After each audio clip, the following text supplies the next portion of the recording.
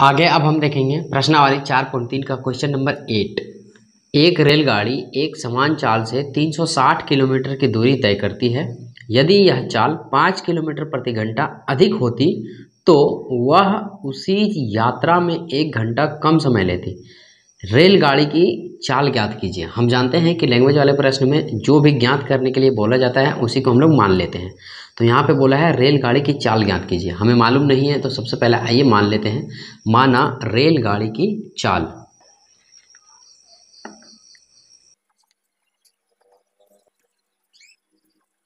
बराबर x kilometre प्रति घंटा, x किलोमीटर प्रति घंटा। और देखिए दिया है जो टोटल दूरी है वो 360 किलोमीटर की दूरी है। हम लिखेंगे दिया है कुल दूरी बराबर 360 किलोमीटर। ओके, यहाँ तक हो गया क्वेश्चन क्लियर। अब आगे बढ़िए। यदि यह चाल 5 किलोमीटर प्रति घंटा अधिक होती तो वह उसी यात्रा को तय करने में 1 घंटा का कम समय लेती। देखिए यहाँ पे आपको एक फार्मूला जानना पड़ेगा जो कि होता है चाल बराबर दूरी बटा समय। ठीक है, ये होता है मेन फार्मूला, चाल बराबर दूरी बटा समय। इससे 3 फार्मूला आप बना सकते हैं। समय बराबर दूरी बटा चाल, समय इधर आ गया और चाल यहाँ पे आ गया है। तो जो भी गुना में रहता है वो भागा में आ जाता है, जो भागा में रहता है गुना में चला जाता है। तो ये फार्मूला समय बराबर क्या हो जाएगा, दूरी बटा चाल। और तीसरा फार्मूला अगर दूरी का चाहेंगे आप तो बराबर में चाल गुना समय हो जाएगा। तो ये बेसिक फार्मूले हैं। ठीक है, आपको इसमें काम कौन सा फार्मूला लगेगा, बीच वाला, क्योंकि क्वेश्चन में बात किया है समय के मामले में। ठीक है, इसलिए हम समय बराबर दूरी बटा चाल को लिखेंगे। इसका आप स्क्रीनशॉट ले सकते हैं या इसका PDF में हम इसको मेंशन कर देंगे, आप वहाँ से डाउनलोड कर सकते हैं। तो इसमें 2 स्थितियाँ बनती हैं, एक तो नॉर्मल चाल सामान्य चाल वाली, और दूसरी बनती है जब हम समय को बढ़ाएंगे, चाल को बढ़ाएंगे। ठीक है, तो यहाँ पे हम लिखेंगे स्थिति 1, और दोनों स्थितियों में यही फॉर्मूला बैठेगा, समय बराबर दूरी बटा चाल। तो यहाँ हम लिखेंगे समय बराबर दूरी बटा चाल, समय बराबर दूरी बटा चाल। अब सिंपली क्या करना है, इस पे जो जो कंडीशंस दिए हुए हैं वो इसमें अप्लाई कर देना है। जैसे दूरी जो दे रखे हैं कितने, 360 किलोमीटर, तो यहाँ हम लिखेंगे 360, और बटे में है चाल, जो कि चाल कितना हमने माना है, x किलोमीटर प्रति घंटा, तो यहाँ हम लिखेंगे x। ओके, तो ये हो जाता है कंडीशन 1, यानी कि समीकरण 1 इससे निकलेगा, तो हम इसे समीकरण 1 मान लेते हैं। अब हम चलते हैं स्थिति 2 पे। स्थिति 2 पे हमें जब चालें बढ़ेंगी और समय घटेंगी वो देखने को मिलेगा। तो यहाँ पे हम लिख देंगे स्थिति 2। स्थिति 2 में भी हम यही फार्मूला लगाएंगे, समय बराबर दूरी बटा चाल। तो यहाँ लिख लेते हैं समय बराबर दूरी बटा चाल।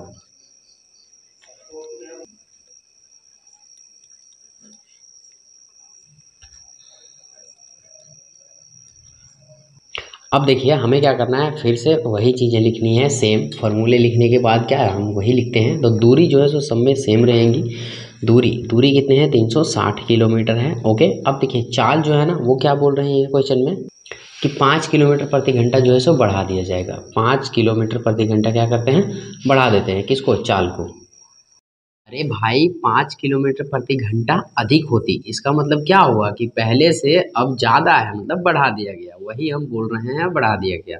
तो यहाँ पे दूरी जो है सो सेम रहेगा, 360 का 360 ही रहेगा। आप कहीं आना जाना आप कर रहे हैं तो दूरी तो समान रहेगा ना, बदलेंगी क्या, चालें बदलेंगी। जैसे मान लीजिए ये एक दूरी है, ओके, और यहाँ पे आपका घर है और यहाँ एक ये स्कूल है। अब यहाँ से यहाँ तक आप पहला दिन जब जाएंगे तो दूरी तो समान रहेंगे, ये कभी चेंज होंगे क्या।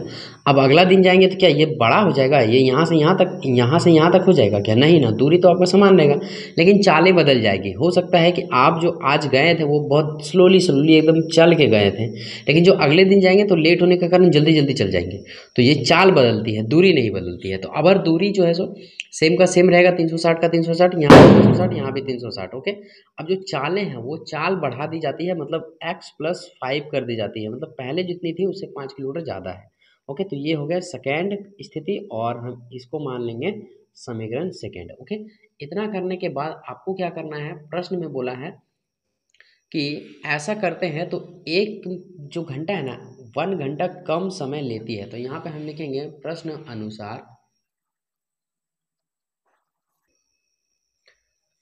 कम समय लेने का मतलब समीकरण 1 क्या है? समीकरण 1 है 360 बटा एक्स, वो जो एक्स है ना वो किलोमीटर में, minus 360 bye x plus 5।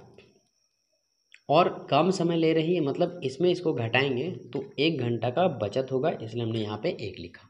Okay, अब हो चुका है हमारा 90% काम खत्म हो चुका है। यहाँ के बाद से हम इसमें क्या करेंगे, भिन्न का घटाव करेंगे और समीकरण को एक सीधे रूप में, एक द्विघातीय रूप में ले आएंगे। यहाँ से हमारा काम खत्म हो जाएगा। अब यहाँ पे क्या करेंगे, इसका और इसका हम भिन्न का घटाव निकालेंगे। तो इसको और इसको मल्टीपल करना होगा हमें, तो यहाँ पे हो जाएगा x और इंटू में x प्लस 5। इतना करने के बाद हम क्या करते हैं, क्रॉस मल्टीपल करते हैं। x प्लस 5 को 360 से गुना करेंगे, तो सबसे पहले 360 को x से गुना करना होगा, तो हो जाएगा 360x।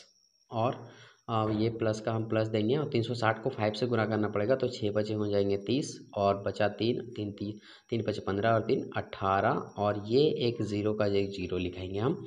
उसके बाद ये माइनस का माइनस हो जाएगा। 360 को हम x के साथ मल्टीपल करेंगे, यानी कि हो जाएगा 360x और बराबर में 1 का 1 तो रहेगा ही। अब देखिए यहाँ पे 360x प्लस का है और 360x माइनस का है, तो 360x कैंसिल हो जाएंगे। अब बचे क्या हमारे पास, उसको लिखते हैं। तो ऊपर में बचा 1800 और ये भी कट चुका है, ये भी कट चुका है, तो कुछ बचा नहीं ऊपर में 1800 के अलावा। और नीचे बचा x प्लस 5 और इक्वल टू में क्या है 1। अब देखिए यहाँ पे इसके नीचे कुछ नहीं है, मतलब इसके नीचे भी 1 है। और हम जानते हैं कि जब भी बराबर आता है तो क्रॉस मल्टीपल होता है, यानी कि इसको इससे मल्टीपल करेंगे और इसको इससे मल्टीपल करेंगे।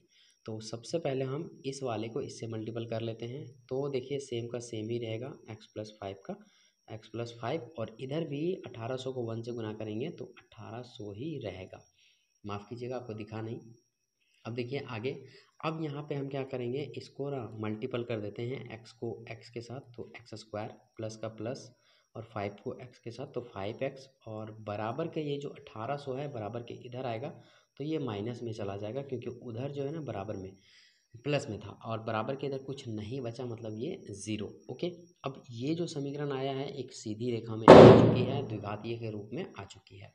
अब यहाँ के बाद से हम क्या करेंगे, इसे अपनी भाषा में बना सकते हैं। चाहे तो आप यहाँ पे द्विघातीय सूत्र लगा सकते हैं या फिर आप इसको कॉमन विधि से लेकर के बना सकते हैं। ओके, तो चूंकि हमें कॉमन विधि आसान लगती है इसलिए हम इसे कॉमन विधि से बनाएंगे। कॉमन विधि यानी कि गुणनखंडन विधि की बात कर रहे हैं।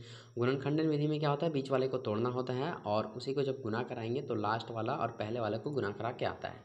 तो बीच वाले को तोड़ेंगे हम कुछ इस प्रकार से, एक्स स्क्वायर यहाँ पे रखेंगे हम 45 एक्स और माइनस 40 एक्स। देखिए 45 में 40 आएगा तो 5x आ जाएगा प्लस का, और 45 और 40 को जब आप मल्टीपल करेंगे तो 1800 आ जाएगा। इसको हमने कैसे तोड़ना है, नहीं तोड़ना है, सब कुछ हमने आपको पिछले वीडियोज़ में बताया है। अगर आप उन वीडियोज़ को नहीं देखे हैं तो प्लीज़ एक बार उन वीडियोज़ को विजिट कीजिए, बहुत अच्छे तरीके से हमने आपको इसको एक्सप्लेन किया है। अब यहाँ पर हम क्या करेंगे, पूरा समीकरण जो है सो 2 भागों में बढ़ चुका है और 2 भागों में बांटना ही हमारा पर्पस रहता है ताकि हम कॉमन ले सकें। ओके, यहाँ पे हम x को कॉमन ले लेते हैं, तो यहाँ 2x है और 1x अंदर में बचेंगे, प्लस का प्लस। यहाँ पे 45 के साथ x है, x बाहर जा चुका है इसलिए अंदर में कितने बचे 45। अब यहाँ पे हम क्या कॉमन लेंगे, x इसमें है, x इसमें नहीं है, तो हम क्या करेंगे 40 को कॉमन ले लेते हैं। और 40 को जैसे ही कॉमन लेंगे, माइनस 40 को कॉमन लेंगे तो यहाँ पे अंदर में x बचेगा और यहाँ पे प्लस का 1800 नहीं, यहाँ पे 45 बचेगा। ओके, तभी तो मल्टीपल करके 1800 आएगा।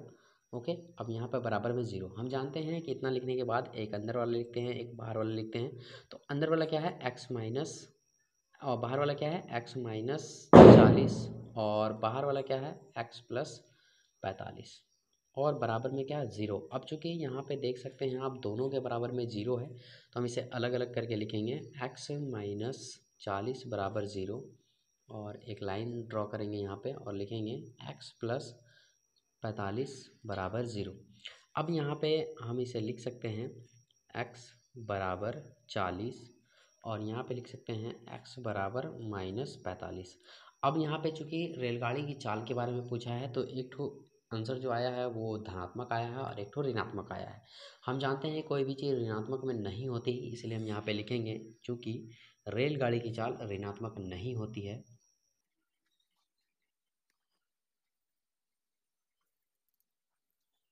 इसीलिए रेलगाड़ी की चाल बराबर